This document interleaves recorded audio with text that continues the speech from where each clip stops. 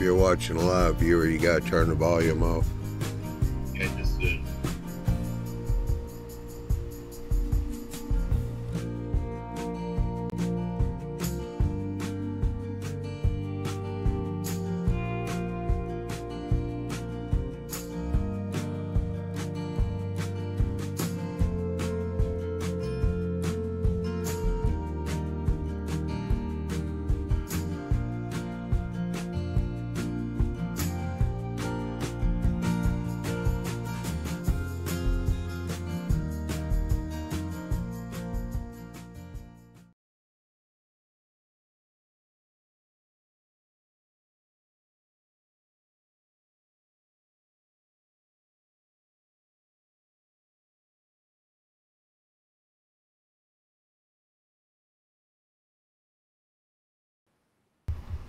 Well, I guess it'd help if I turn my microphone on so everybody can hear me.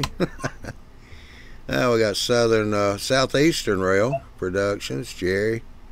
Central Jersey Conrail, I got your text, and we'll call you tomorrow. Hey, Greg, how you doing? And we got Bob in the panel right now. evening, everyone. So, another Thursday night, and I'm still recouping from the last weekend. Sam Cool. Hello. Hey, Sam. I need to get a hold of you. You do? Yes, I do. Have you got my email? I don't believe so. I don't think so. You got something to write it down so I can give it to you? I think so. I don't want no ums. I want you to get a piece of paper and pencil. Alright. Might have something there. Yeah, I tell you what, that was definitely a long drive. It was, yeah, if I drove it straight through, stopped for gas, which I only had to do one time really to get there, yeah, I could have probably made it about 12 hours. That took me about 14 to get there. Yeah, Jerry. Yeah, you gotta watch these kids. Yeah, talk about kids. Here comes another one. Ron's trains and things. He's about ready to kill me last weekend. I could not get his name right the whole daggone weekend.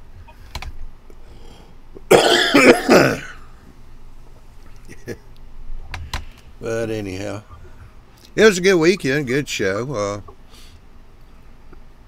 Actually, they had a rather large area there, so everybody's kind of spread out, and you wasn't actually bumping elbows or anything with people that much. I was there Friday and Saturday, Andy and I both, and there was a few vendors that didn't make it because unfortunately a tractor trailer truck that was loaded with vendor stuff had a wreck.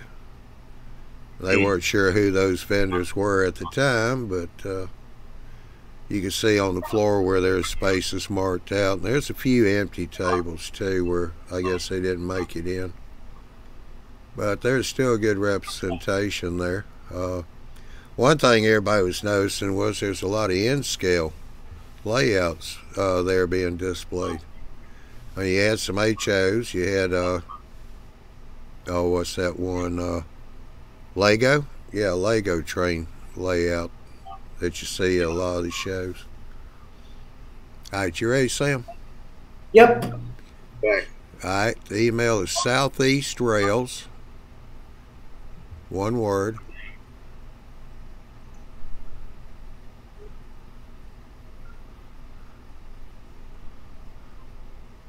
Okay. it's at gmail.com.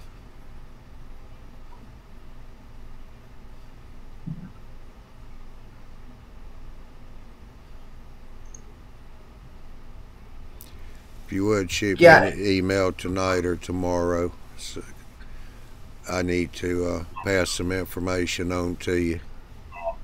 Okay. Yeah. Oh, Ron's over. Yeah, trains and runs things. I think that's one thing I was saying too.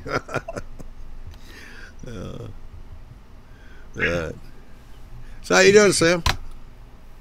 I'm doing good. I'm a little tired from yesterday or earlier today. Yesterday, same thing. I went to I went to Six Flags with my band, and we got up at like 4 in the morning, and we got back at like midnight, and it was great until it took 4 hours to get to Chicago, which I never knew it took that long.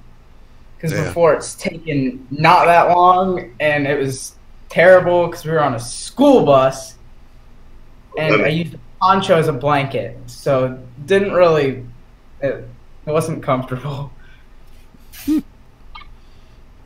Yeah, well, try 14 hours in a pickup truck getting over to the NMRA show. Oh, that was was that in Missouri? Yeah, this past weekend. Yeah, I saw a video on it. I'm sure you saw several. DeBob put up some. Oh, shucks. Well, Ron Strange and things, he put up some videos on it. I hadn't had time to do any editing yet, so I'll let everybody get tired of all their videos, and then I'll stick mine up there. Just when you thought you had it all. Here, have some more.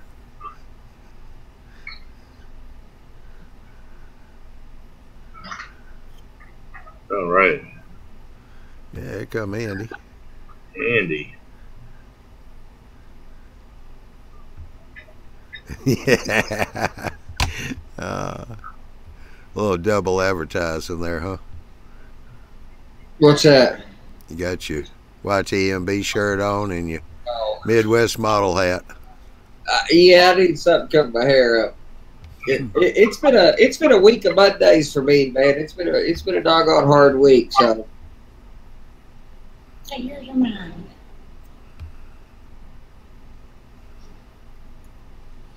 All right, Southeastern Rail Productions. He said he's got to go, so we'll catch you later. Oh, I did a thing.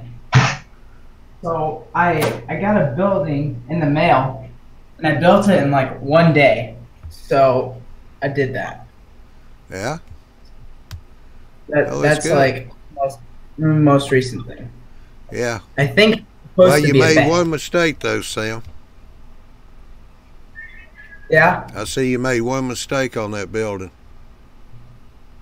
and that would be You put the back wall on upside down.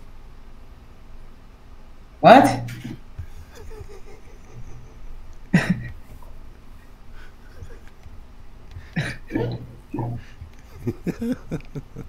Stop.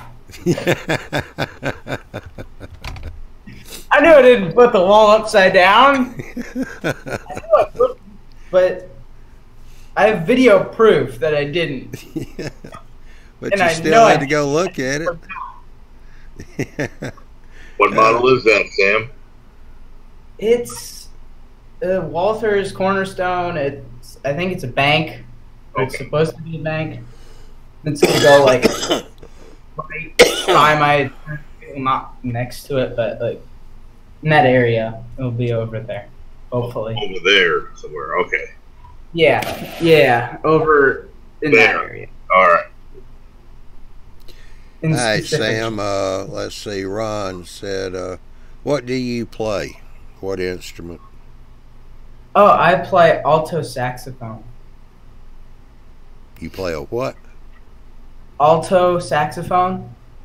Oh, Yeah, really high pitch, the higher frequency, like the tenor sax is a big, Yeah. big. It's You got a baritone, tenor, and then the alto is it straight? It's a straight sax. no, it's like a smaller version of the tenor. Yeah. And there's this soprano saxophone that's like a brass clarinet. Right, and then there's a piccolo sax, which is the straight, what I'm thinking of. Right. Yeah. And the alto is like small. It's like a smaller version of the tenor. Yeah, yeah, at a little higher frequency. That makes sense. Well, I just go to show I never did wake up when I took band. I never took band. I didn't either. I wasn't in band, so you're one kind of something in one clique or the other through the high schools, and I was a DECA guy through high school, but band geeks and there's all the different whatevers. Yeah. Well, that's better than me. I didn't get into any orchestra or band. I ended up taking general music, which is basically listening to records and having to identify where the teacher dropped the needle. didn't learn much. I went to school for that as well, but I'm an engineer. I wanted to do the engineering side. My dad ran a studio for years, so I went to school, got a degree in audio video production arts, along with my electrical engineering. And I tried to play instruments, but I'm too technical. So everything I play is very, very clinical. Very sterile, very clinical. I don't have a feel. I can't play with feel. Sam Ron said, "Too bad. I had you as a trumpet player." No, ew. There are so many trumpets in my school. Like, there's like 40 of them, and it's like, variety, please. Like, no offense to trumpet players, but trumpet's a weird instrument. So, in my opinion, anyway, saxophone is one of those instruments that's fairly hard to actually get any good at all at. But once you've got pretty good at it, becoming really good is not that far of a stretch because it's already quite hard. It's like playing a bass guitar, for example. I played bass much of my life. Played some bass guitar. Bass guitar is an extremely simple instrument to learn, basically, but a very, very hard instrument to master. There's some instruments are really hard to learn anything at all on. And going a little step further is just not that much harder. And then some instruments are really easy to learn and really hard to master. And I think the same thing applies to model railroading. There's certain things in model railroading that are just hard. From the get-go, they're hard. But being good at them is not that far of a step once you've actually accomplished it. And then there's some things in our hobby that are doggone simple to do and really hard to do well.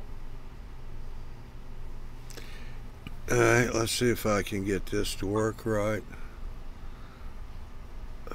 Seeing as they've kind of changed things around a little bit here. Get a screen share going. There we go. One of the short videos that I did out there at the show. Z scale? Yep, this was Z scale.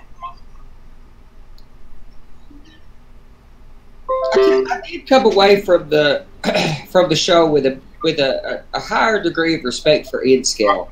I see. Not only was there, like you mentioned a moment ago, there was a lot of N scale. Like I said before, even as an HO scholar, I think the future of our hobby is at N scale. But there was some really, really good N scale modeling. That little club that Jim and Shane are a member of the Kansas City modular group there. They had some modules that had some spectacular scenery on them for N scale. Just good quality, detailed work, structures with cars and stuff parked there that just looked really good. But Z scale seems like a big stretch for me to get interested in. N scale, though, there was some good N scale stuff there. Really good N scale modeling.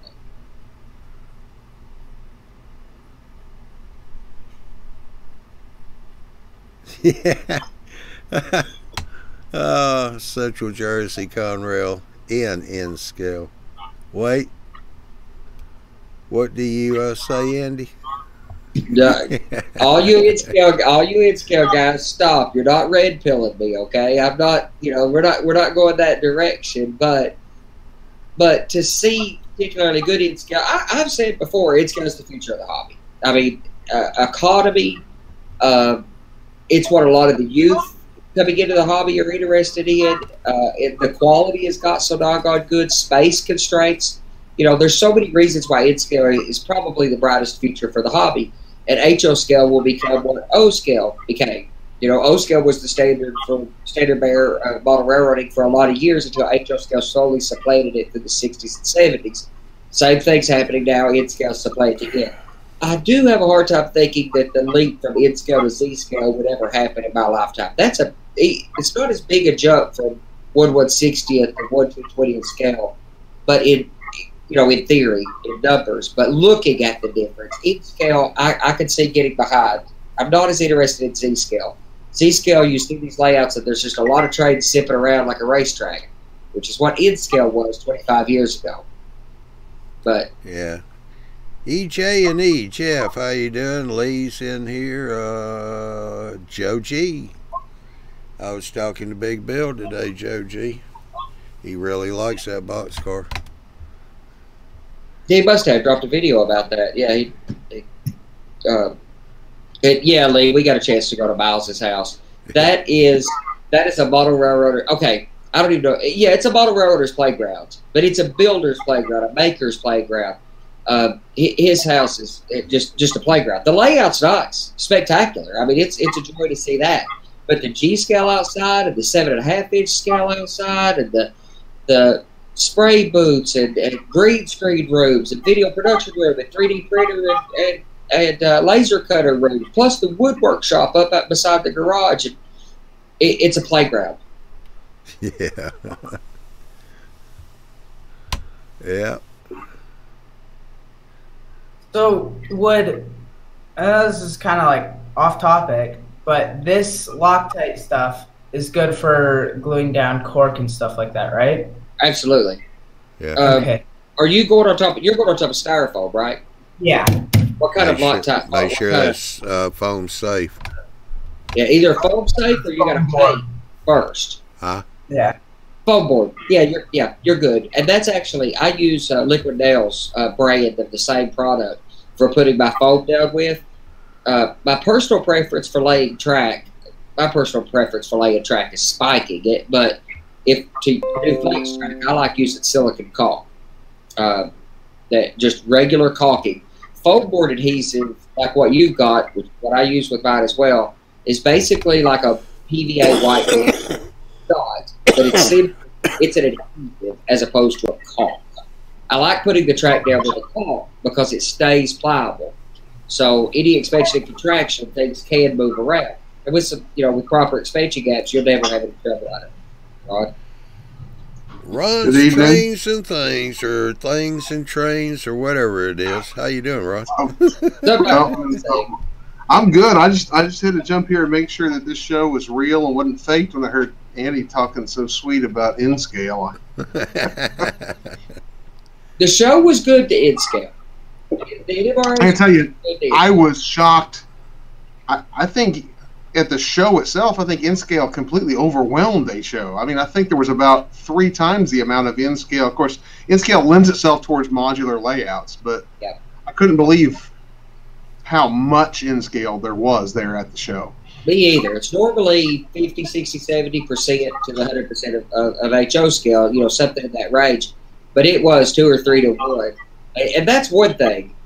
But a lot of times you see these 3-track racetracks, the N track, where N scale's just, racing around through there. But there was some particularly good N scale models.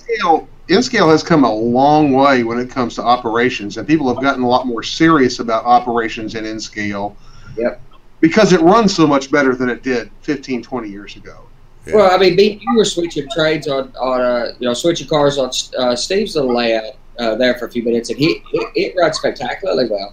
I mean, It was as good as you can ask for switching. I mean, it's a little hard, using a pick to uncouple requires a little bit more finesse, but not that. Yeah.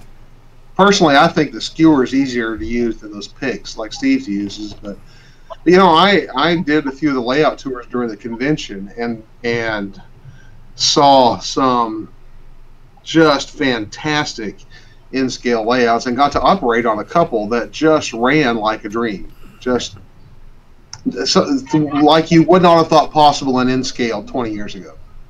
Now, I don't see myself, they're talking about Robert's talking about, he's been talking about doing in-scale on his new layout, up in Washington since he's moved. I I don't see. I'm not going to convert to N scale. I am interested in doing little projects in other scales. I'm not going to be a true rubber gauger like Martin is, but I don't care about having a lot of equipment or building modules or anything. But I've been wanting to try out some various scenery techniques, and I was going to do something in O scale narrow gauge because I want to play with narrow gauge, and I wanted to do some Western scenery for the sake of learning how to do it. And I thought a little N-scale module and a stick of N-scale track would be great to do some Western. So I'm going to play with some more of it. I don't see me running trades or anything, though. How you doing, Lloyd? I'm doing fine. And you guys? Yeah, not bad. Getting started on a new section. Yeah. All the tracks are installed. Well, they were already installed. Those 4 tracks you see in the middle. Yeah. I had to redo them because I didn't like. There was a kink. There was 2 kinks. Is that the transload? Is that the transload facility? Yeah. I thought so. And install the tortoises, so I know my tracks are up and running. I tested it with my locomotive, and everything is nice. So now I painted the tracks, and I started with the ballast. So those 4 tracks, those are not too close together. Cars are not going to bump each other. No, you've got 2.5 inches between.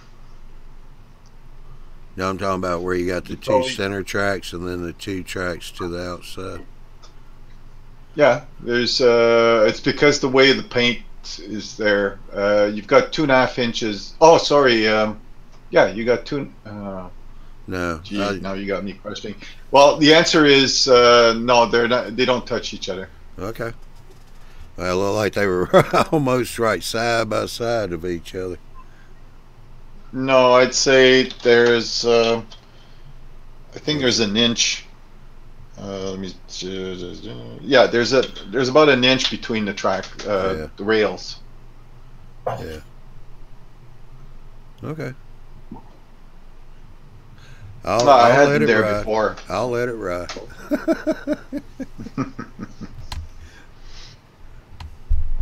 I've already spooked Sam tonight.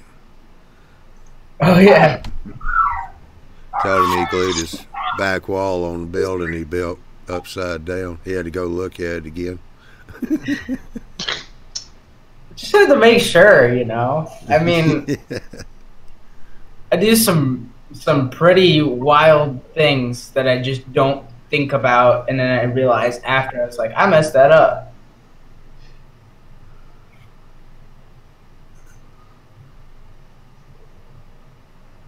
No, I'm usually pretty. When I'm getting ready for the paint and the ballast, it's because it's okay. EJ and EJF asked, standard track spacing. My opinion, depends on. Okay, so straight track 2.5 or 2 inches. Straight track 2 inches. A little wider if you want to get your fingers in for staging. Curve track is really variable on radius. NMRA says 2.5 inches. But that is a recommendation based on a lot of curve radius. If you can get up above 30 inches, like by the layout so far, all my visible curves are no smaller than 34. So you can go down to 2.125, 2.25. But you've got to experiment. It also depends on what era. If you're modeling something modern and running auto racks, spacing is going to be a problem. I don't know in N scale what spacing a person should have. But, yeah, Jeff was saying N scale. That's what I was thinking. So N scale, but it's still the same rules apply. It depends on the era. There's, how wide of radius beyond the minimum you are. But N scale, what do you guys think? So it's 2 inches center to center. Yeah. On straight track. And if you can have a wide radius, anybody says 2.5. But I've got 2.25 on my 34, 36 inch radius. No problems. But I'm not a running auto racks either. Yeah, but we're talking about those straight lines, right? Yeah. Yeah, oh yeah, like in that area. Absolutely. Also, if you're going to reach in between cars, if you've got a fiddle yard or staging yard, it's better to go a little wider.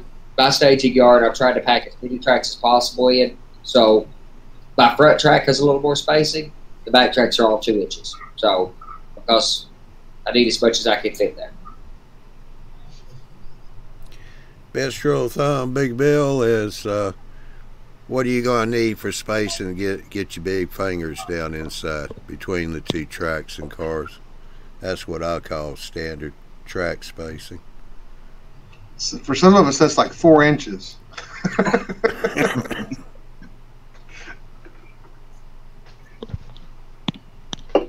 You guys spent plenty of space. Well, I mean, and it's a cosmetics thing too.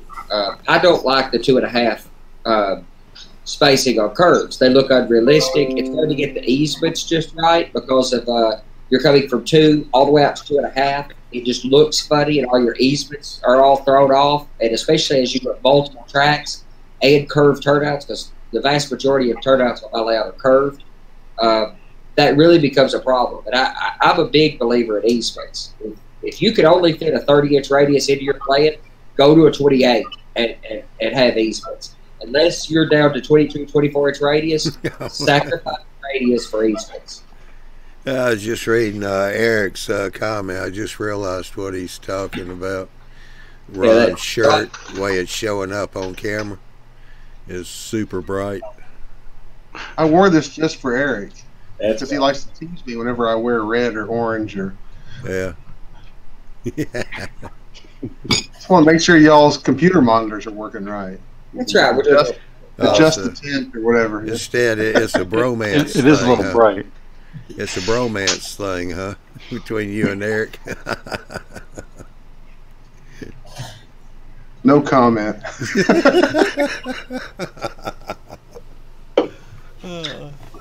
Andrew, how you doing, Bob?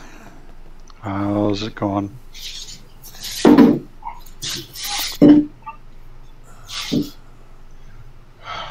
Fresh off the Kansas City train show.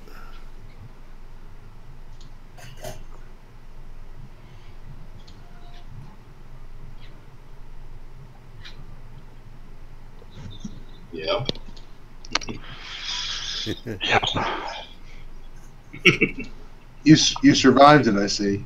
Yes. A little tired after 3 days. Aren't we all? Yeah. I was there all week. Yeah. You know, I had a grueling drive home. Right. Oh yeah. Oh, what? 2.5 hours? 2 hours. Yeah, you bum. I had 3-ish. Well, that's not terrible. Yeah, Maybe 2.5. I was driving fast. I was 14. Better than Johnny's 14. Yeah. Mm-hmm. Yeah, I don't feel right about complaining about just the little 7 hours I had to do with Johnny's 14. So. Yeah, well, I did like 13 hours to Salt Lake City, but I broke it up into 2 pieces. Yeah. Absolutely. Are you going to go? You went to the InScout out there, right? What now? You went to the InScout convention out there, I Yeah. guess. Yeah. Did you get a chance to go to that O-scale layout that Tornado TV's always showing off? No, I didn't go to that one. Too Man, big. that would be I would have about made the trip to see that layout. That layout's crazy. Yeah. There's a lot of ones I probably would have liked to go see, but you only have so much time. Absolutely. Are you going out to Salt Lake for the 2019? The plan is there to do that, yeah. We'll see, though. Looking forward to the St. Louis show because that's going to be a couple things back to back close to me. So the RPM, which next year I'm not going to go to Salt Lake, so I'll definitely go to the St. Louis RPM show. That's supposed to be the biggest RPM show in the country right now in St. Louis. It's 600 people last month at an RPM show. That's a pretty good turnout for an RPM show. Okay, what does RPM stand for? Railway Prototype Modelers, or Railroad Prototype Modelers. Okay. So, and it's kind of the big dogs in the hobby and the newcomers in the industry are really doing a lot with those shows. So you're seeing, you've got the big guys going there. Like they were showing off the proto throttle there, of course. I didn't see that. Tangent and Exact Rail, scale trades. You know, a lot of the people who are doing read counter, you know, that's something I'll give scale trades credit for. They're bringing back, you know, or they're taking away some of the animosity with the title remit counter. But for those prototype guys who, and for people who care about, you know, quality weathering and prototype and era specific details, largely on freight cars, rolling stock, and equipment, RPM shows are stellar. Probably have to try that one next time. Yeah, Eric said he's going to Salt Lake. He'll probably drag Joe and Vinny with him. Yeah. Yeah, it's a good show for all those guys out west. That's a tough show for us East Coasters, but St. Louis will be good with the following year. So I'm just not sure where in Salt Lake they would hold this, because I didn't really see any big arenas, but you know, the Utah Jazz or whatever plays there, but that's the biggest thing I saw. Salt Lake Flats. Yeah. Put a bunch of tents out. I didn't really see any convention centers. Maybe I didn't really look hard enough or drive past one, but it just seemed a little lacking. where did they do the id scale? Where'd they do the id scale at a hotel? Yeah, Sheraton Hotel. Way too small for a national convention. Yeah, that's true. I wonder where you went down to Florida last year, right? Yeah. Where did they hold that one at? Was it at a convention center? There was a convention center next door to a big hotel. I think that was also a Sheraton. That's what I was thinking. It's a Sheraton Hotel with the convention center, and everything I heard of that was a fairly compact show. So, but I didn't go there. Yeah. You know, they had room for more. It's just nobody showed up. Florida's a rough place to get to, and a lot of railroading. Has always been a Midwest and Northern-ish hobby. Not completely. There's some great stuff along. You know, it's a worldwide hobby, but the hot spots all seem to be Midwest. Like Kansas City is such a hotbed for model railroading. Canada, man, look at all the model railroads that are in the Toronto area. Yeah. The Atlanta show Ottawa. in 2013, that was a good show. But we got a lot of good layouts here. That turned out to be a good one. Yeah. It was a pretty big show. Yeah, it's easier to fly into. It's Yeah. you know, it's got a lot of railroad stuff there. Orlando, there's like one railroad going through the whole town. You know, it's not a big modeling kind of community. And you're right across the street from Disney. You're competing against the world's largest happy place. You know, it's just what's going to win. And there are some really nice model railroads down there. A couple that I would love to see. I just wasn't going to make the trip just to see them. Yeah, and I don't remember if they had any real layout tours at that convention in the local area. Well, I knew they had. I didn't really go to the convention, but Hey, Dan. And Ethan.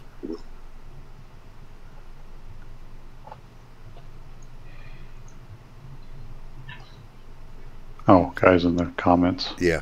Yeah, they're in the comments. Yeah. Well, I think if it were for me, if I was going to go to Salt Lake in 2019, it would be in May, not in July. Why would you not go see, go for the 100th anniversary of the driving the Golden Spike and see the big boy if you're going to make the trip to Salt Lake City?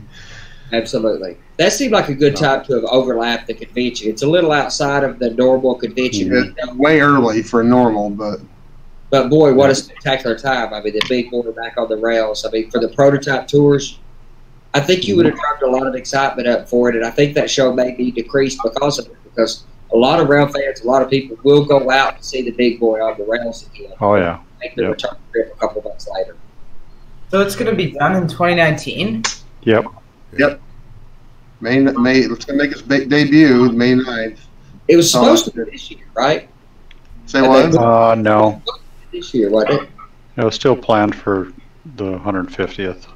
Oh, okay, never mind. That makes sense. Yeah, it was always planned to at least be ready by then. They'd hoped to probably get it done by this year, but they had all that asbestos and stuff they had to take off, and so they had a little bit more fixing to do. I thought I'd read they were a little behind Yeah. schedule, or they were a little behind where they thought they would be, but Yeah. audit. I wouldn't doubt that they may bring the locomotive back for the convention, since it's going to be such a popular, That's a good possibility. thing, so you never know if they'll just, hey, let's just bring it back there. Because, it's one of those things. Well, Cheyenne's not that far from No. it. There's that's its old stopping grounds in the anyway. I don't know if they know the big boy through Utah a lot. I think Cheyenne Mountain was big boy territory, right? Yeah. Yeah. Yeah, Cheyenne to Salt Lake was really what it was built to run. Yeah. Or to Green River. Yeah. Yeah, the Challenger. To Ogden, I think. Yeah, I wish they would. The Challenger's my favorite UP locomotive. I think Challengers, all the Challengers, the Z1s like the UP run, the Z2 and Z3s like the Northern Pacific and the DRGW and Mike Litchfield, and the D&H. A lot of people run the Z2 and Z3 Challengers. That's a spectacular locomotive. I wish the UP could put that back on rails, but I can understand why the big boys that run they run first. That's an obvious, it's like the Norfolk Western had the Class J, and a couple of the Southern locomotives like the 4501, they had it green paint back then, but they also had the Class A, the 2662 Class A articulated running in the 90s. I got to ride behind it, but see it under steam, and they will likely never bring that locomotive back again. It was running great in the 90s, but the J is the one that we get the publicity. Yeah, it's pretty sad the Challenger's not going to come back either. Yeah, I know. It's my favorite. Cabana Bob, if you could you mute your microphone, because the gremlin is coming back again. And Andy, Eric wants to know what your hat says. I can't hear it talking, but Midwest Motor Railroad. It's Steve Atwood's thing. We went. He was just giving hats away, and when I got up a second ago to come in here, it's been a long week, and I come home from work and lay down for a minute. So when I got up to come in here, it was sitting on top of the counter, and I said, "All right." I was Yeah, I didn't get to go out to the store. I put a hat on it. Yeah, that's right. Just put a hat on it, man. I wasn't fooling with nothing else, and I was already behind late getting in here anyway, so I just covered up. Yeah, he's got a really pretty well equipped for what kind of operation he has there. It's a little hobby shop. I was rather impressed with how well stocked he is as a non-retail hobby shop, an internet-based hobby shop, just his basement. I mean, I will order from him. He's got a fascinating setup. Yeah, Eric said that Steve said thanks that he's talking to him right now. Oh. Steve's a nice fella. It seems like he's doing everything right with what he's doing. I got half of my Social Security check this month anyway. Yeah, and I didn't buy anything from him. I'm absolutely going to. I just I don't know. I thought I'd buy more at the show, but I never really run into anything that I bought some tools and some miscellaneous stuff, but I never seem to run into anything at the show that I can't do better on the internet buying.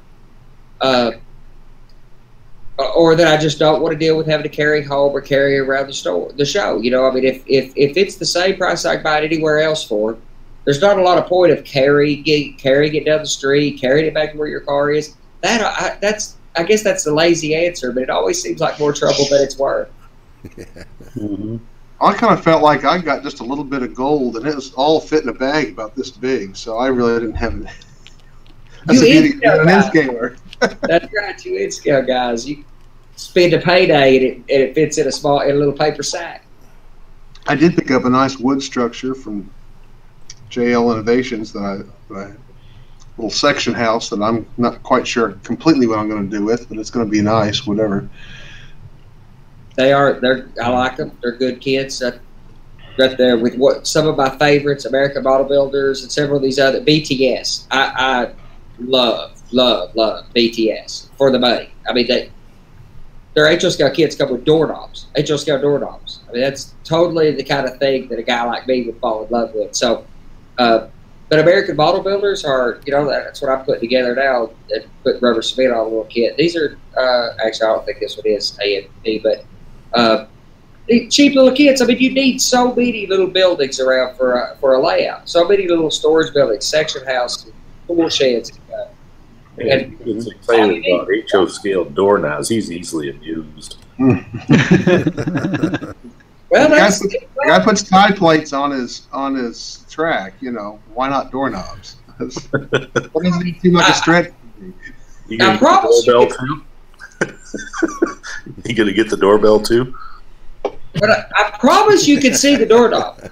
I promise you can see them from they're quite obvious. Now, on inch scale, probably not. But No. on HO scale, they are, you can definitively see them. Get some nuts and bolts on those bridges and stuff too. No, he's gonna, he's gonna put that little white dot there next to the doorknob and say, "Take this pin and push it. Watch, the doorbell will ring." All right. Rust on all those. Wait, you got them thinking you shouldn't have done that. Yeah, I could totally, that's totally doable. Take a fingernail and hit a little pin. Yeah, that's doable. Worst part is I can see the gears starting to whir over there. Yes, it doesn't have to be a contact switch. It could just be a resistance switch. So with your finger, just put a pin through there. I told you, the gears are whirring. All you need is the electrical conductivity of your finger to make it ding. You had to do that, didn't you, Andrew? Yeah, well, I guess that's payback for what I did to you, huh? At the show. What'd you do? the worst part is Oh, you nothing. look carefully, you can see the smoke rising above those in his head. I No doubt just about know we're talking to Andrew, and we're talking about the next project, you know, which is that octagon. Yep. And I just happened to mention, well, you know what would really be cool? You connect this big bridge to that octagon. Yeah, oh yeah, you can see them just starting to turn then. So what's the octagon going to have on it? Oh, the octagon, if everything works out the way I want it to work out, you're basically going to have two Class 1 railroads crossing each other, which will end up interchanging, but not directly. So that gives rise to a connecting railroad or a short line operator. And so the short line operator will end up making the original pickups and the final delivery to businesses off where their trackage is. Yeah. If it all works out the way I hope, it will slow down an operation to something prototypical. It will be a thinking section. They will get everybody to think if they're going to operate on a free mode layout, that you have to think well ahead of your moves. So would you have tracks on all 8 sides or just 4? Yep. Oh, all 8, huh? Yeah, it's going to be a centerpiece. That's all you can do. Well, the thing is the actual octagon is, let's see, 20, 26, and 17, 26, 36, about 43 inches across. So you got you got the double track main, which is 26 inches of the free mode standard, and then where I come off the either end is 1 foot, which I'll have to flare out to 2 feet wide. So how would you get into it in case something derailed? If you got all that stuff on each side. That's why I kept it to like 43 inches. So actually, you can come into that little wedged area, and you can reach to at least the center of the track. Okay. There's still some up in the air items, but I'm proceeding with it. Okay. I started that before I started the bridge, and I set it aside, and now I'm going back to it, and we'll see if it gets set aside again or if it goes distance. Yeah, that would be interesting to see. And I've already had some of the people that said, well, that's going to be a lot of duck unders. So that leads rise to another project that would come off of that, would be to put in a couple of either bascule bridges, swing bridges, or something that would you can move them out of the way, or you can lift it to where you can actually walk right through. Mm-hmm. Did you see that British? Did you see the British layout that was there that had the pneumatic bridge? Yep. Yep. But the one I'm thinking of is, like I say, is St. Charles Airline off the Chicago River, or I'm looking at the swing bridge in Clinton, Iowa. Yeah. But yeah, so people that complain about you got duck unders and everything else. Well, no, you can go through the bridge, but then again, it's just like any other railroad river traffic. Gotta wait. It's there first. You want to walk through, you open up the bridge, and the train waits, or you let the train go through and you wait. That is true. So it's I'm going to call it CP Diablo, Control Point Diablo. And if you're a crew member or got to go there, and so they were going to Devil's Tower.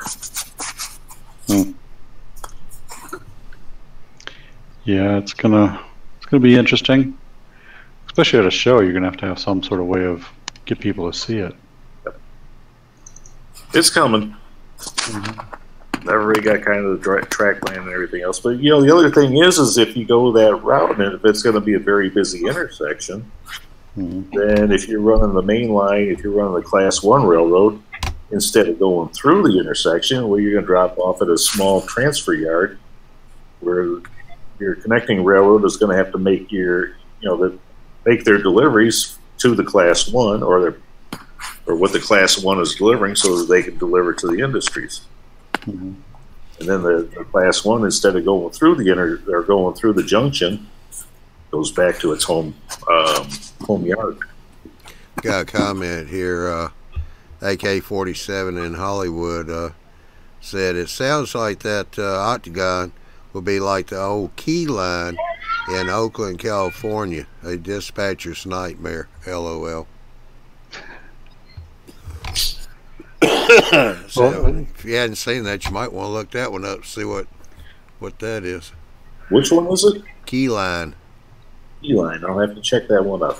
That's Oakland, California. I'll have to check that out.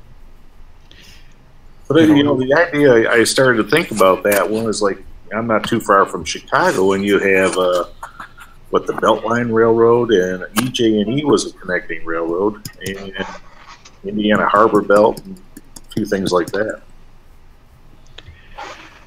Yeah, we went railfanning after Saturday night.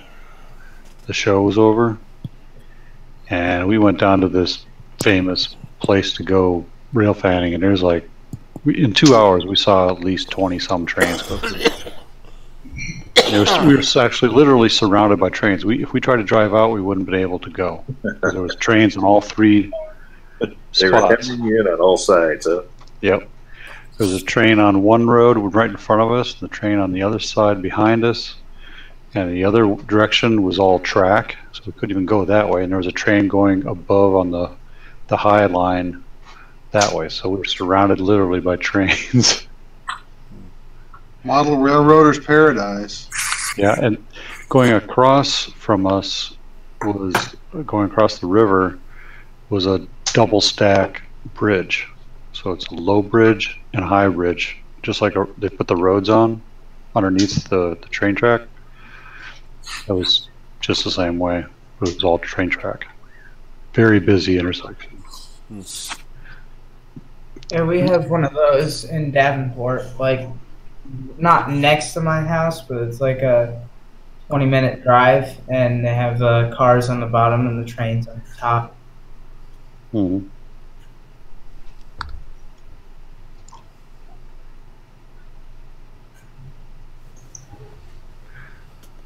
Okay.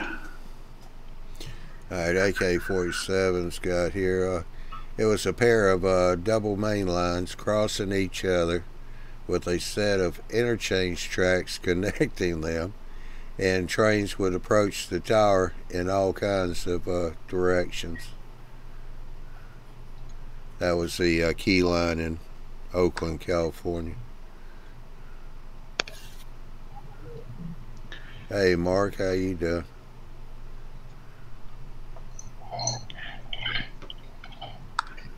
Oh.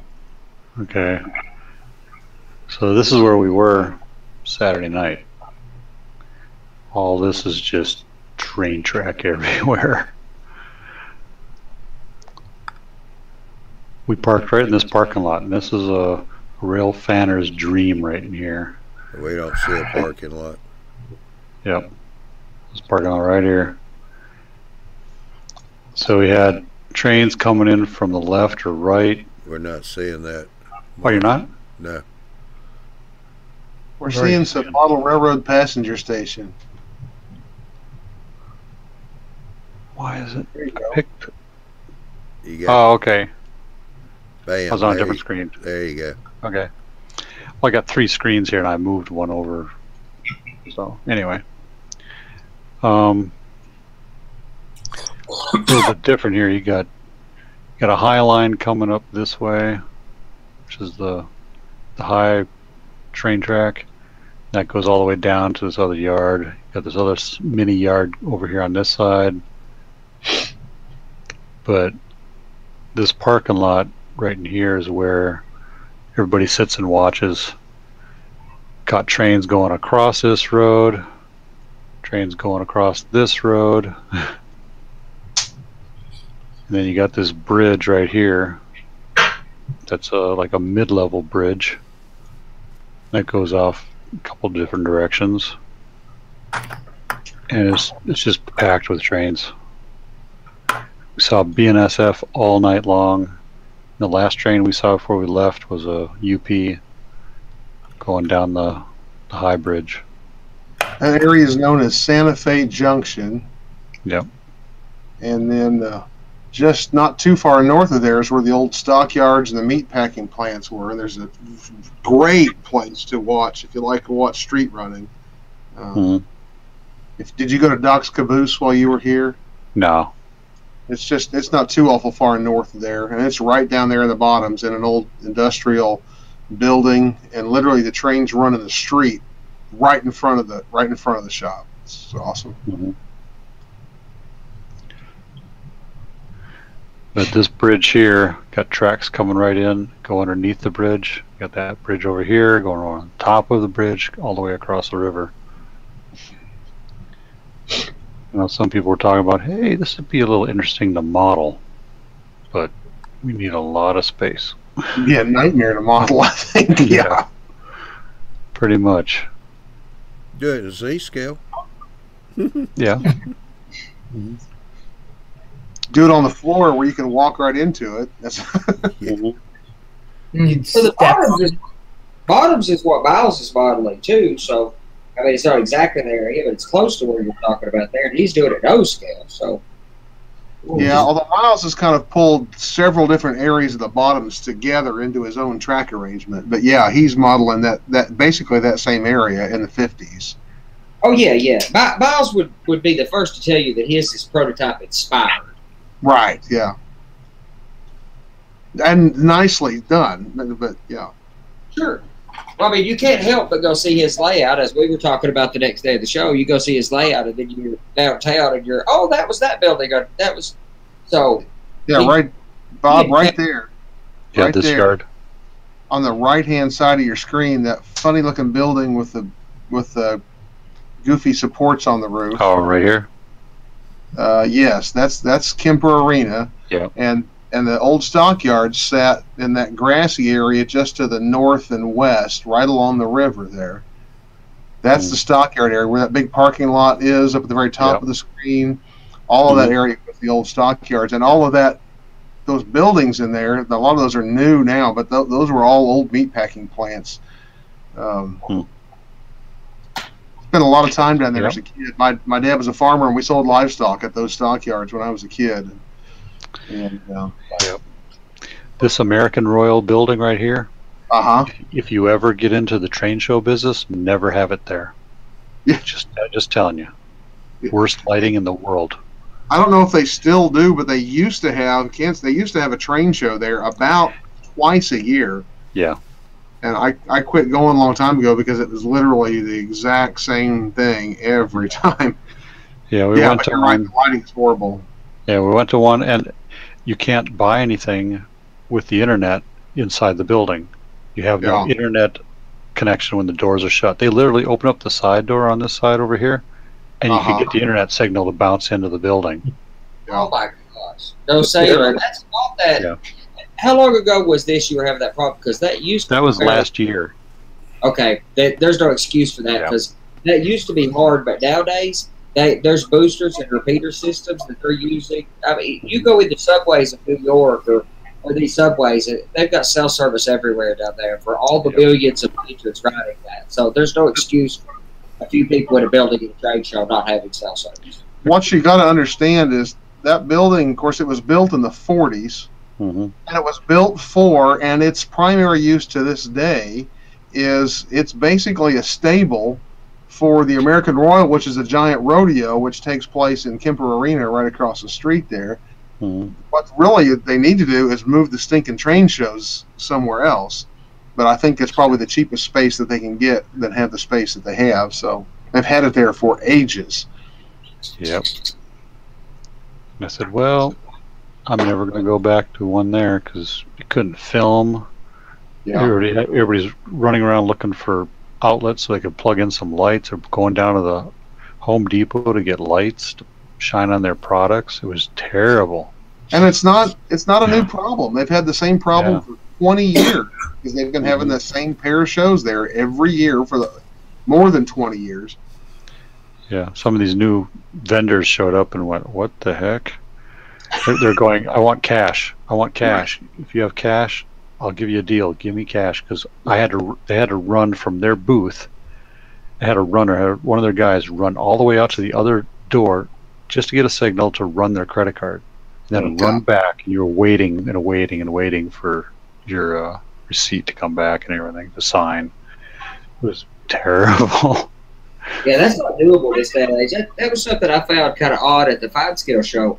A lot of those people, and there was decent service, but a lot of those people weren't taking credit cards. And I realized that and brought some cash with me this year. Just didn't find a lot I wanted to buy, but at the Fine Scale show, I didn't bring a whole lot of cash, not thinking I would need it, because at the Indianapolis show, what little I bought there, I didn't need cash for. But at the Fine Scale show, a lot of those people did not have credit card machines. And that's so easy these days. I mean, anybody, I can take credit card charges out on the road. I got those little things plugs in your phone. You know, it's not that hard. Yeah, they had those at the show this past weekend. Bought a couple of small items, and but the internet still wasn't that great because it was slow for them to make the purchase. Well, that's anytime you get a whole lot of people in an area. Down at a convention center where there's often a lot of people in an area, you'd think they'd plan for that, but I don't know. Yeah, when I go to train shows, I always bring cash. I learned that at the Fine Scale show, because the Indianapolis show was the first small railroad show I'd been to since I got back into the hobby. And then I went to the Fine Scale show, and they did not have much support, so I brought cash. When I went to Amherst, I brought cash. I did, bought some stuff there, but it did look like at Amherst there was a lot of people using credit card machines. Is that where the hump yard is? Yep. Is it Argentine? The BNSF yard? Yeah, BNSF yard. Over on the Kansas side, yeah, Argentine yard. I saw a roundhouse and turntable somewhere on your map. Who owns and operates that one? I think it was to the right of where you're at now. Oh, yeah. I remember something that I saw. I saw it go by a couple times. That's not it. So was most of this trackage always originally UP from the early days, or was it a lot of it was Mopac? No, yeah. That yard he just showed, his Argentine yard, that was Santa Fe. Oh, yeah, of course. That makes sense. North of was just in that last shot. Did you see it? I saw it down. Go ahead. Toward the bottom. Oh, right here. Off to the right there, yeah. There it is. Yeah. Looks like a museum. Is that the one that has the a little microbrewery and a museum and stuff all in one? No, that's somewhere else. Not sure what this What museum is. is that? It's on Southwest Boulevard.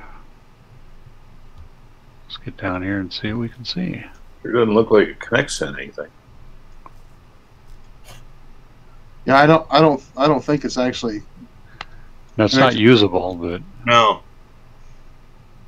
looking for a sign.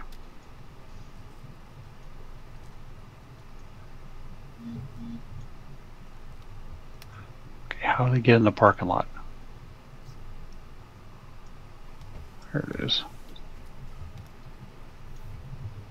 Okay, almost. There's the sign. Brook Ridge. Zoom in a little. It's West Side Business Park. It Oh. says. That's all it says there, but Well, like, yeah, a guard shack up there. The Yeah. end of the drive. yeah, West Side Business Park. All right. Well, it's kind of a nice roundhouse there, but it's a business park. You'd think you'd be able to go in there and see that. Fairly small turntable it looked like. Yeah. Wonder if I can go up this road. Looks like there's a passenger car parked on the turntable Yeah. or something. Oh yeah. It is a fairly small turntable. It's like a 90, maybe 110.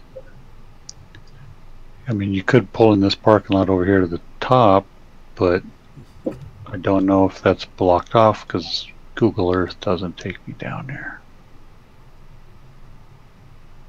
But Andy, to finish answering your question, I mean, today there are, what, 4 or 5 Class 1 railroads that run through Kansas City today. I mean, you've got BNSF and UP and Kansas City Southern and the Norfolk, I'll spit it out in a minute, Norfolk Southern. All run, and you know, a few years back before all the mergers, you had BN and Santa Fe there. You had Missouri Pacific there. That's why what Miles actually models is the Kansas City Terminal Railway, which was a railroad within the city that was jointly owned by all those Class 1 railroads, and did all of the interchange between them. Oh, I think I heard him explain that once. That was really interesting. All the railroads pinched together to have one railroad to go out and hit all literally jointly owned by all of the railroads that it served. to do the transfer runs. That's pretty interesting. Now that's the same thing I could do with the octagon. The roastery. Yep, just like what we've been planning with octagon, have a dedicated.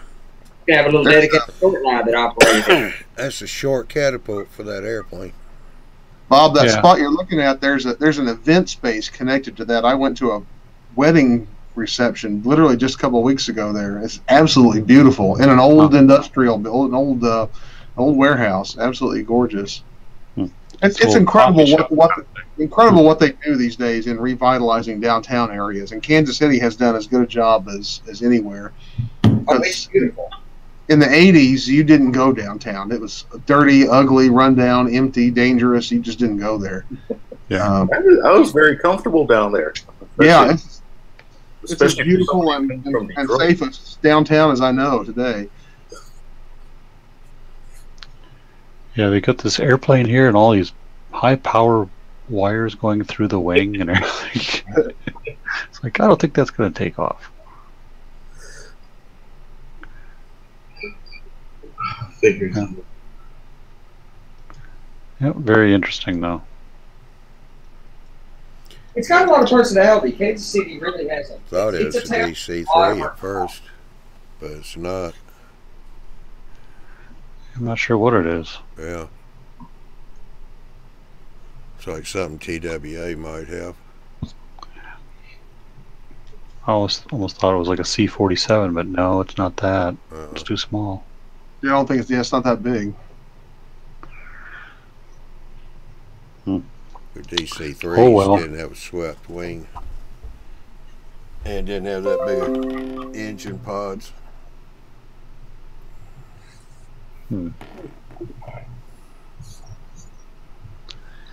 Well, Willie's got some burritos over here.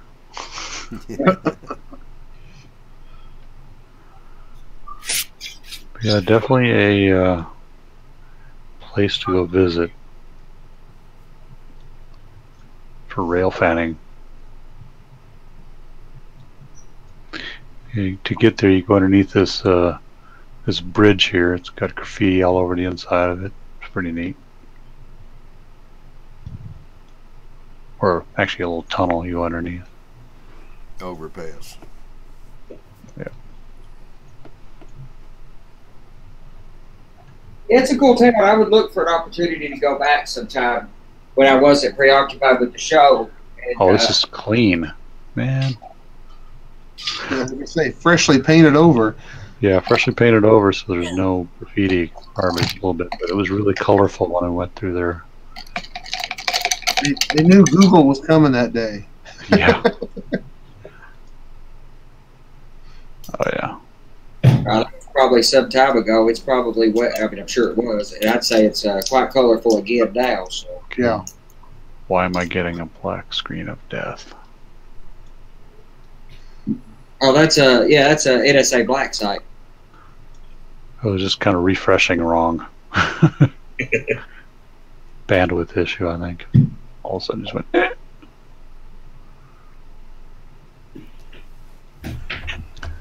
Yeah. Your thermal That's throttling. That's a neat bridge. I kind of wanted to make one in my layout design at one time, a double stack bridge going across the hallway. But I kind of. Is there a reason for those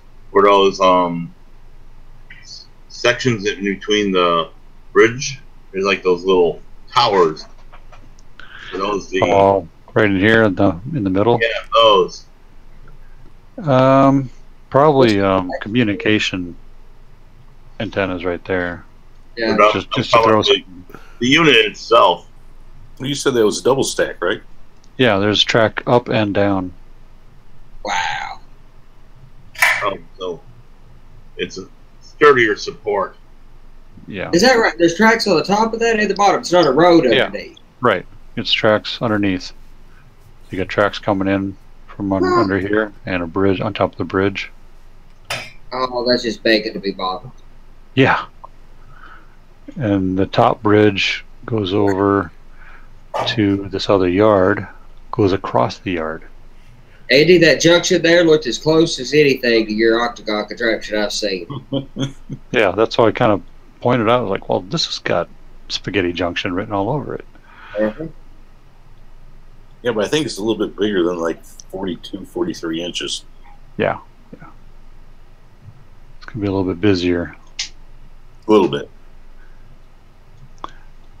But kind of the same kind of concept. In a more compact space.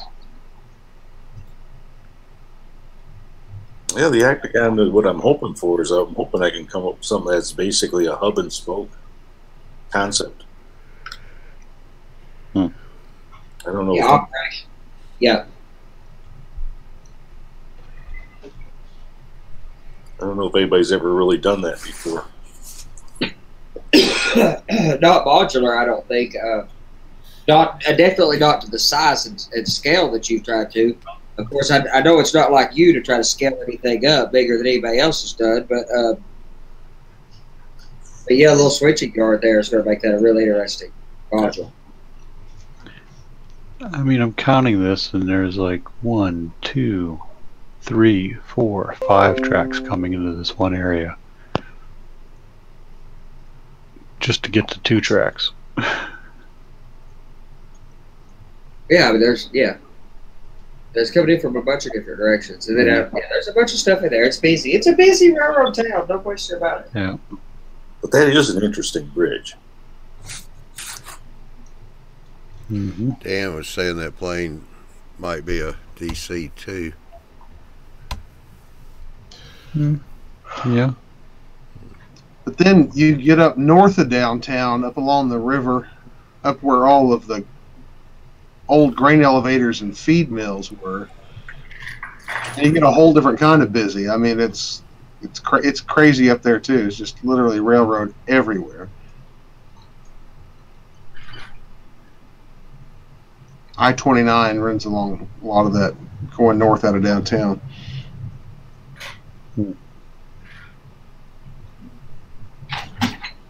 Yeah, they could do some railfanning or some exploring around there for a long time. There's a lot of interesting.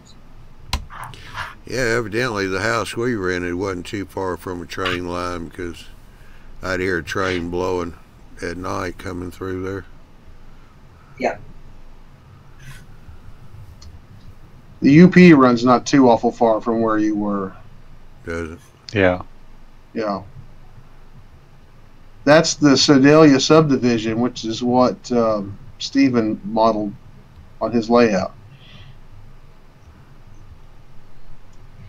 Oh, here's the border right here, Missouri and Kansas. Yep.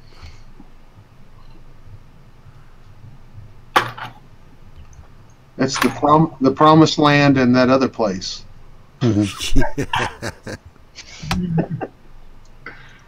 Promised land on the Kansas side? No. No, thank you. Okay, this is an interesting truck. Whoops.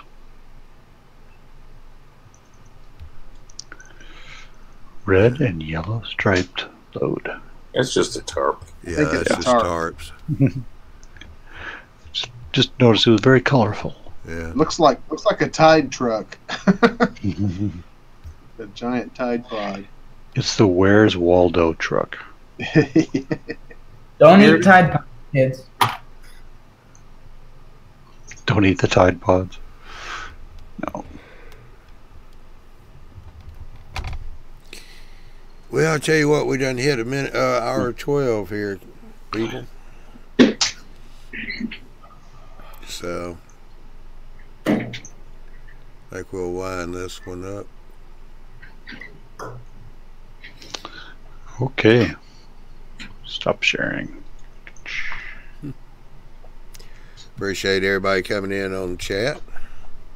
Appreciate everybody here on the panel. Mm-hmm.